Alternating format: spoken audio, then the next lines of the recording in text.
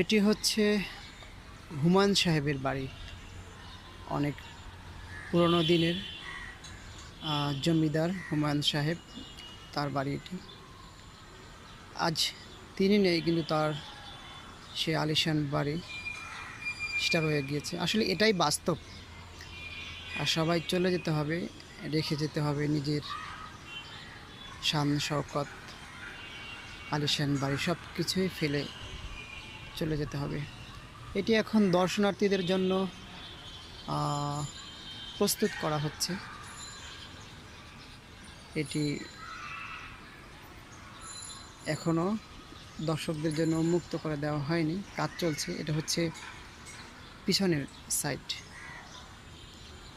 তো দৃশ্যগুলি খুবই সুন্দর, যে আজ থেকে বহু বছর আগে কত টাকা খরচ করে মানুষ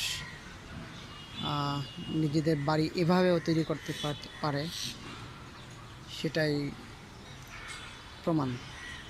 আজ এটা শুধু দর্শনার্থীদের জন্য।